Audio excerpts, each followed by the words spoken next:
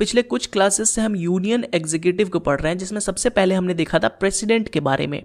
आज हम स्टार्ट करने वाले हैं वाइस प्रेसिडेंट को और देखेंगे इनके पावर्स को, इनके जो क्वालिफिकेशन है, इनका इलेक्शन मेथड है, इनका ओथ, इनका टर्म ऑफ ऑफिस और कुछ इंपॉर्टेंट पॉइंट्स को। तो चलिए वीडियो स्टार्ट करते हैं। तो चलिए चैप्टर स्टार्ट करने से पहले हम देख लेते हैं कि कौन कौन से टॉपिक्स हम वाइस प्रेसिडेंट के अंदर पढ़ेंगे। तो सबसे पहले हम कुछ इंपॉर्टेंट पॉइंट्स देख लेंगे वाइस प्रेसिडेंट के बारे में। देन हम देखेंगे qualification to become vice president. ठीक है, तो कौन कौन से क्वालिफिकेशन आपको चाहिए वाइस प्रेसिडेंट बनने के लिए। देन हम देखेंगे इलेक्शन ऑफ वाइस प्रेसिडेंट, तो इलेक्शन का प्रोसीजर हम देखेंगे। फिर देखेंगे कि कौन कौन से लोग शामिल होते हैं इनके इलेक्टोरल कॉलेज में। ठीक है, नेक्स्ट हम देखेंगे ओथ वाइस प्रेसिडेंट किनके सामने लेंगे। नेक्स्ट हम देखेंगे टर्म ऑफ ऑफिस, कितना टर्म ऑफ ऑफिस होता है वाइस प्रेसिडेंट का। उसके बाद हम देखेंगे वेकेशन ऑफ सीट्स, तो वेकेशन ऑफ सीट्स मतलब उनका सीट कैसे खाली हो सकता है, ठीक है, थ्रू रेजिग्नेशन या फिर थ्रू उनका टर्म ऑफ ऑफिस खत्म होने पे। तो ये सारे हम फैक्टर देखेंगे और इन्हें हटाया कैसे जा सकता है वो भी हम इसी के अंदर देख लेंगे। ठीक है, फाइनली हम देखेंगे पावर्स ऑफ वाइस प्रेसिडेंट। ठीक है, तो ये सारे टॉपिक्स हम आज इसी वीडियो में कंप्लीट करेंगे। ठीक है, चलिए स्टार्ट करते हैं। तो चलिए सबसे पहले पढ़ते हैं कुछ इंपॉर्टेंट पॉइंट्स हमारे वाइस प्रेसिडेंट को लेकर। तो आर्टिकल 63 ये कहता है कि there shall be a vice president of India. ठीक है, तो जैसे आर्टिकल 52 था कि there shall be a president of India, भारत में एक प्रेसिडेंट होंगे, वैसे ही आर्टिकल 63 है कि there shall be a vice president of India. ठीक है, बहुत ही इंपॉर्टेंट आर्टिकल आपको याद रखना है। ठीक है, सेकंड कि ये second highest office of the country है आफ्टर प्रेसिडेंट। ठीक है, प्रेसिडेंट हमारे जो देश में सबसे highest office of the country है। ठीक है, फर्स्ट सिटीजन भी उन्हें कहा जाता है, हमने पढ़ा था। उसी तरह जो second highest office of the country होगा वो वाइस प्रेसिडेंट का होगा, हमें याद रखना है। Next, the vice president is also the ex officio chairman of Rajya Sabha. तो जब हम स्टेट लेजिस्लेचर पढ़ रहे थे और हमने देखा था कि पार्लियामेंट में लोकसभा है और राज्यसभा है। ठीक है, और जो लोकसभा के जो प्रिसाइडिंग मेंबर थे वो थे स्पीकर और एक डेप्यूटी स्पीकर भी हुआ करते थे। ठीक है, और राज्यसभा में हमने देखा था कि इनके प्रिसाइडिंग मेंबर कौन थे, हमारे जो वाइस प्रेसिडेंट थे वही राज्यसभा के प्रिसाइडिंग मेंबर थे। ठीक है, और उन्हीं को ex officio chairman of Rajya Sabha भी बोला जाता है। साथ ही साथ एक डिप्यूटी चेयरमैन भी होते थे इनके नीचे, जो कि इनके एब्सेंस में इनका काम करते हैं, ठीक डिप्यूटी स्पीकर की तरह। इसके अलावा वाइस प्रेसिडेंट के बारे में हमने उस समय टच नहीं किया था, ताकि अब इस समय वाइस प्रेसिडेंट के बारे में डिटेल में अच्छे से पढ़ सके। ठीक है, स्पीकर हमने पढ़ लिया था, डिप्यूटी स्पीकर पढ़ लिया था, वाइस चेयरमैन भी पढ़ लिया था कि वाइस चेयरमैन राज्यसभा के अंदर से ही इलेक्ट होते हैं। लेकिन वाइस प्रेसिडेंट हमने छोड़ दिया था क्योंकि इनका जो इलेक्शन का प्रोसेस है या फिर इनका जो पावर है वो थोड़ा डिफरेंट है, इसीलिए। तो यहाँ पे आपको क्या याद रखना है, the vice president is also the ex officio chairman of Rajya Sabha. ठीक है, तो एक्स ऑफिशियो वर्ड यहाँ पे बहुत लोग कन्फ्यूजन होता है। तो एक्स ऑफिशियो का मतलब बस ये होता है कि बाय वर्च्यू ऑफ ऑफिस, तो क्योंकि वो राज्यसभा का चेयरमैन का पद संभालते हैं इसीलिए वो ex officio chairman of Rajya Sabha भी होते हैं। ठीक है, क्योंकि वो राज्यसभा को प्रिसाइड करते हैं इसीलिए वो ex officio chairman of Rajya Sabha भी हैं। चलिए, अब कुछ इंपॉर्टेंट पॉइंट हो गए, अब आते हैं क्वालिफिकेशन ऑफ वाइस प्रेसिडेंट पे।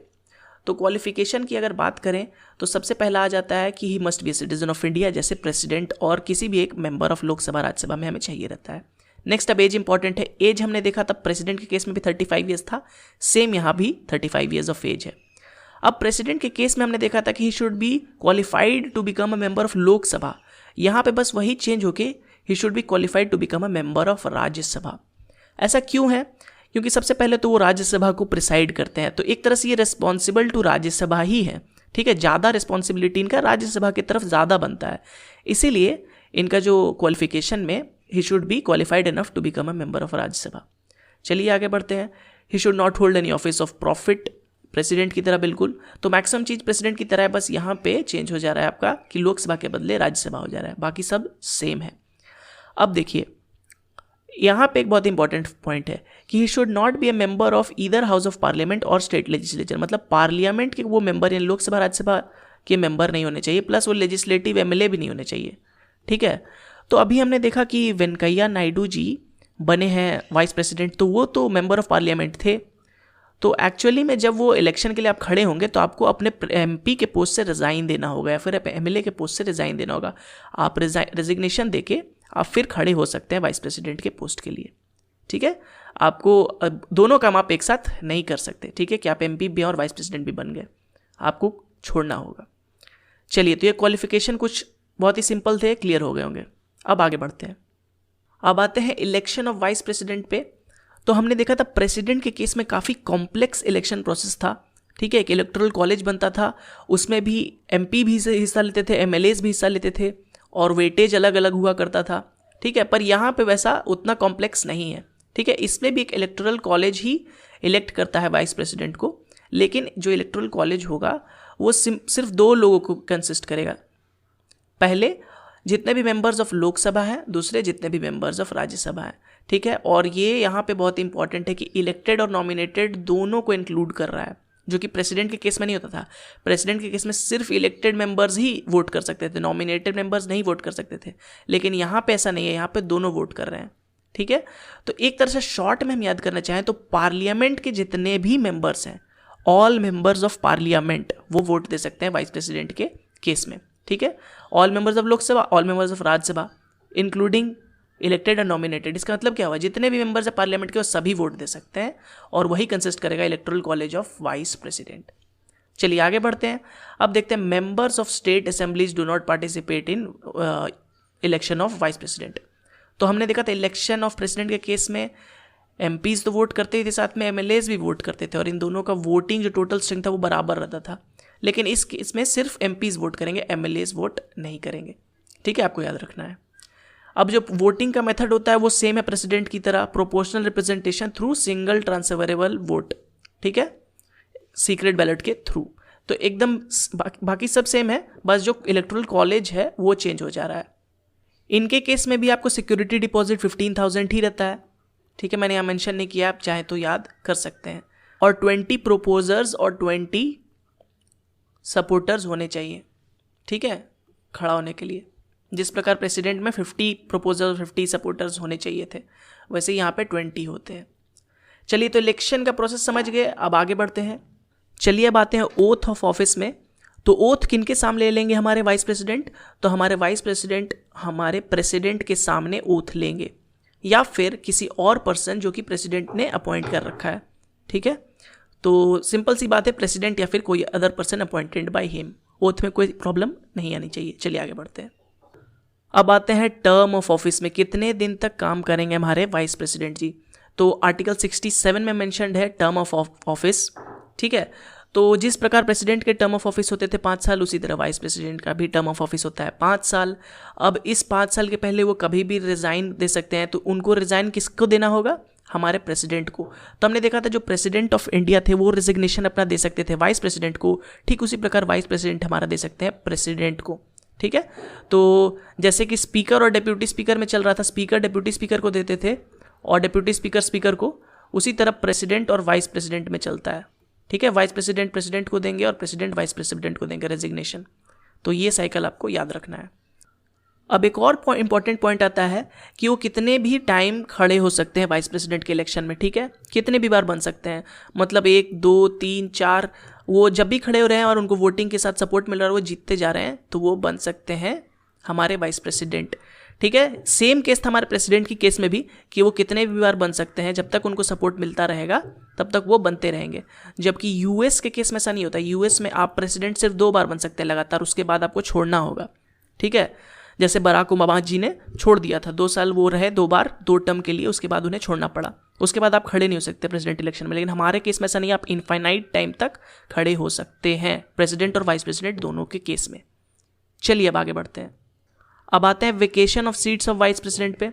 तो ये तो था टर्म ऑफ ऑफिस। अब देखते हैं कि उनका सीट खाली कैसे कैसे हो सकता है। तो सबसे पहला तो उनका नॉर्मल टर्म जो 5 साल का खत्म हो जाएगा, तो वो ऑटोमेटिकली सीट खाली हो जाएगा, ठीक है। लेकिन ऐसा ज़रूरी नहीं कि वो तुरंत छोड़ दें। जब नॉर्मल 5 साल का टर्म खत्म हो जाएगा तो इलेक्शन आपको कंडक्ट कराने होंगे विद इन 2 मंथ्स, और उस 2 महीने के दौरान जो है आप जो वाइस प्रेसिडेंट पुराने हैं वो होल्ड कर सकते हैं ऑफिस को, जब तक नया नहीं आ जाता चुन के, ठीक है। तो नया वाइस प्रेसिडेंट जब तक चुन के ऑफिस में नहीं आ जाते हैं तब तक पुराने होल्ड कर सकते हैं ऑफिस को। नेक्स्ट देख लेते हैं। अब वो रिजाइन कर सकते हैं राइटिंग टू द प्रेसिडेंट, ठीक है। तो इस तरह भी वेकेट हो जाएगा ऑफिस। अब जो इन केस में हो रहा है कि वो रिजाइन कर दिए या फिर हो सकता है उनकी डेथ हो गई कार्यकाल के दौरान ही, तो जो खाली होगा तो उनका पोस्ट कौन लेगा? उनको पोस्ट जो लेंगे वो डेप्यूटी चेयरमैन ऑफ राज्यसभा जो थे वो उनका कार्य संभालेंगे, क्योंकि मैक्सिमम कार्य तो उनका क्या रहता है, प्रिसाइड ही करना रहता है जो राज्यसभा है उसको। तो एक तरह से उनका काम स्पीकर की तरह ही है। लोकसभा में जो स्पीकर का काम है उसी तरह राज्यसभा में वाइस प्रेसिडेंट का काम होता है। तो डिप्यूटी चेयरमैन जो है वो उनका जगह ले लेते हैं, जिस प्रकार डिप्यूटी स्पीकर जगह ले लेते हैं स्पीकर का। ठीक है, तो जब भी वो रिजाइन करेंगे या उनकी डेथ होगी या फिर कुछ इल होंगे, वो बीमार होंगे, तो उनका काम कौन करेंगे, डिप्यूटी चेयरमैन। अब देखिए, अब उनका कार्यकाल चल ही रहा है लेकिन उनसे खुश नहीं है लोग। ठीक है, तो उनको हटाना चाहते हैं।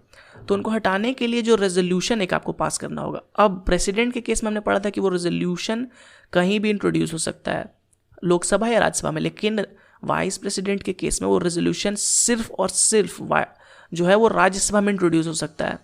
ठीक है, क्योंकि एक तरह से वो राज्यसभा को रिस्पॉन्सिबल है, तो राज्यसभा में ही आप उनको हटाने का रेजोल्यूशन इंट्रोड्यूस करेंगे। अब रेजोल्यूशन इंट्रोड्यूस हो गया, अब 14 दिन का नोटिस मिलेगा वाइस प्रेसिडेंट को। जिस तरह प्रेसिडेंट को 14 दिन का नोटिस मिलता था, वाइस प्रेसिडेंट को भी 14 दिन का नोटिस मिलेगा। अब रेजोल्यूशन के लिए वोटिंग होगी। अब प्रेसिडेंट में हमने देखा था कि स्पेशल मेजोरिटी चाहिए रहता था, 2/3 of the total strength of the house, लेकिन यहाँ पे इफेक्टिव मेजोरिटी चाहिए होता है। अब अगर आपने मेजोरिटी वाले क्लास को मेरे अच्छे से पढ़ा होगा तो आपको इफेक्टिव मेजोरिटी याद होगा।